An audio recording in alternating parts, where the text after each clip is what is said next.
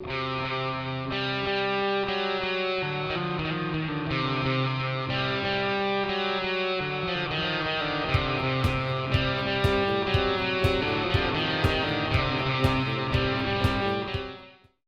welcome to Diamonds and Rust. I'm your host, the Stray Cat. Last time I talked about Rock and Roll Nightmare, directed by John Fasano. A year after the release of that film, Fasano released a follow-up film with the same familiar heavy metal horror theme. Now, I did mention a sequel to Rock and Roll Nightmare last time, but this is not that movie. The film I'm referring to is Black Roses. The film is simply about a rock band that comes to a small town to begin a tour, and are met with resistance from the parents and teachers. It's noteworthy for having an appearance by Carmen Appice, the renowned rock drummer who's played with a number of bands from Cactus, Vanilla Fudge, and King Cobra to Rod Stewart, Paul Stanley, Ted Nugent, Michael Schenker, and even Pink Floyd. So look for him throughout the film. Unless, of course, you don't give a shit, in which case, never mind. It's also the film debut for Vincent Pastore, known for his role in The Sopranos as Big Pussy. The soundtrack features bands like Lizzie Borden, Tempest, and Bang Tango, as well as King Cobra. The band in the film, Black Roses, is something of a supergroup featuring members of King Cobra, Quiet Riot, and Dark Lord. So let's see if director John Fasano has learned anything from his work on Rock and Roll Nightmare.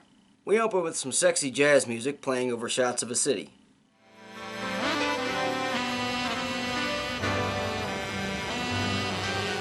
We then cut to a rock concert where we see a group of demons lip-sync Lizzie Borden.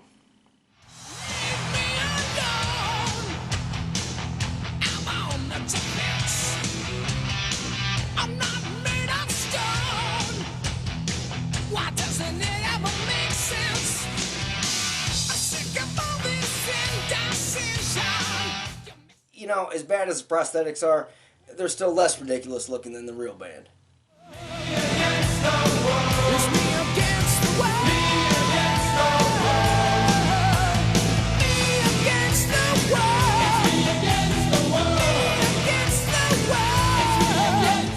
I kid, of course.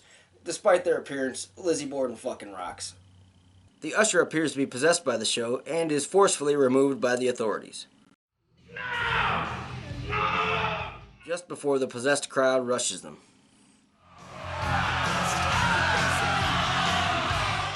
We then cut to the small quiet town of Mill Basin, where a pair of Lamborghinis drive through the title card.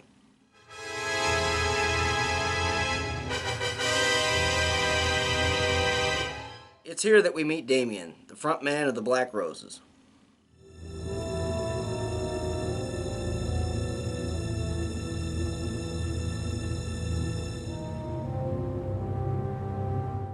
And we know they have demonic powers since a couple of two-seated sports cars holds all 6 members of the band and their equipment. Next we meet some of the teenagers of Mill Basin and their neglectful and disapproving parents. What is that? It's my record cover. Black Roses? It's just a record cover. Oh, you're just like your father. We also see flyers for the upcoming Black Roses concert. The teens discuss the concert and the objection of the adults in Mill Basin with their English teacher, Matt Morehouse, our film's hero and voice of reason. It's happening here in this town with the Black Roses concerts. You see, they figure there must be something evil about the band if we all like it. I don't think your parents want to stop the concert just to annoy you. It's just that they're afraid of change. There's never been a rock concert in this town. They probably don't know what to do with one. Most of the parents are of strong mind about stopping the concert, except this guy, who seems to be a pushover. Everybody seems to feel it's a bad idea. Janie's dad bought her a ticket. Oh, he did he? Well, I guess it's all right then. Cut to our Tipper Gore character, played by that woman from The Creature from the Black Lagoon, rallying against the concert. Yes, their image alone has become a symbol of evil to our young. After she bitches for a while, the mayor steps in and rationalizes with the crowd. Now, we're talking about music here, not revolution. Now, this group, this Black Roses, I'll be the first to admit, some of their stuff's a little antisocial. But that's the very nature of rock and roll, isn't it? Trying to shake us up a little bit? At the concert, a handful of parents attend, I guess to see for themselves the evil influences of the band. The Roses kick off a show with a song about as hard rocking as Survivor. My hometown is a page that's turned way deep down. And the adults, feeling that the band is harmless, leave. Well, I've seen enough. I don't expect any trouble here tonight. Morehouse, however, isn't fully convinced, but leaves anyway.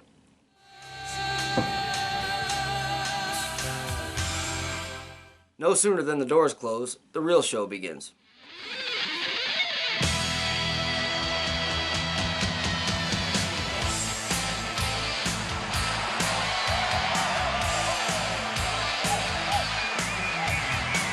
The next day in class, the students seem unusually disinterested in poetry.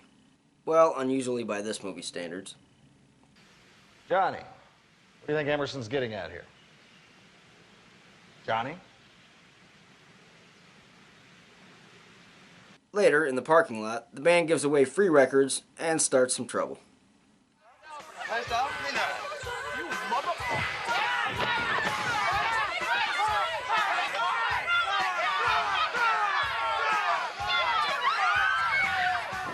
Morehouse goes to talk with Damien, and we see that he's a pretty average guy, just making a living in the rock business. The way I see it, a couple more weeks, we'll be ready to score some big-time gigs. Oh, if the parents group doesn't run us out of town. Morehouse, however, still isn't convinced.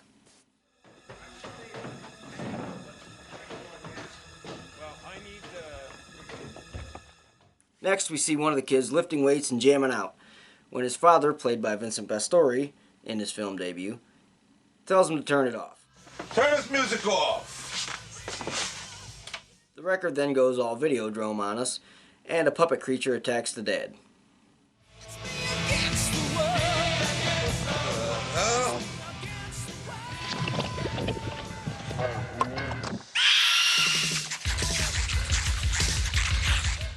At the next concert, the band performs some kind of a satanic ritual while the crowd chants.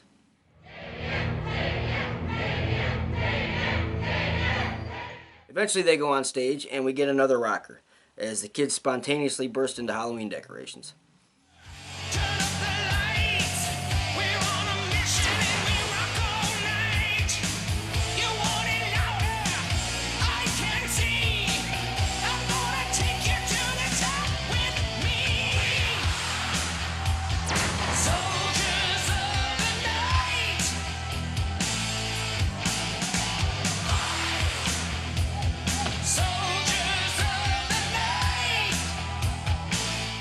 Morehouse sees the quiet town turned into chaos that night and goes to see the mayor.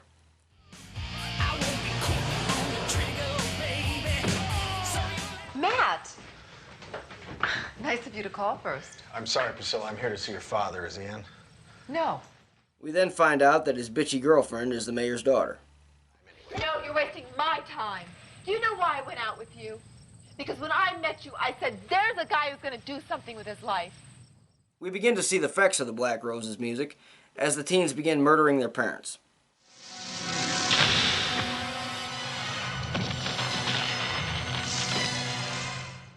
I love you, Dad.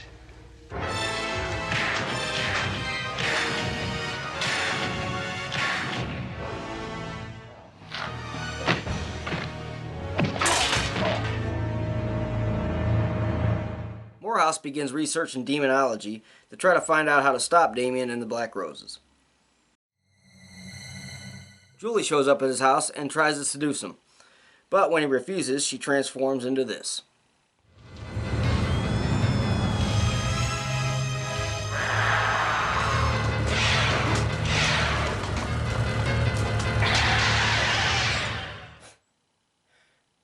Very scary. He manages to kill the puppet,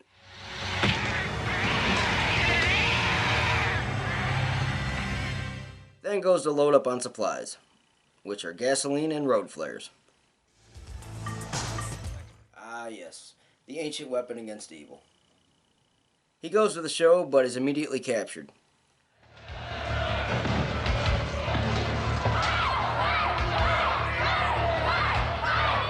Damien reveals his true form, and Morehouse and him face off.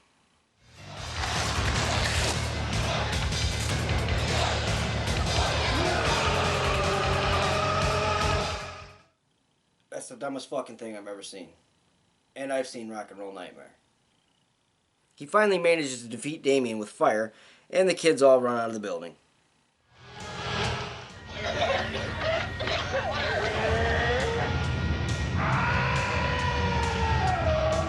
Sometime later, Morehouse watches the news report, a planned world tour of the Black Roses. Popular heavy metal band Black Roses came to New York today on a 5-day concert swing before taking their show to Britain early next week. Well, that was Black Roses. Really not much to it. It carried on the same tradition as Rock and Roll Nightmare, with good music and bad effects, but lacked the so bad it's good charm that its predecessor had. Really, the film was like a long, poorly made music video, with traces of a forgettable plot mixed in. I call it rust. Well, until the next time, I'm the Stray Cat, and this was Diamonds and Rust. Leave me alone.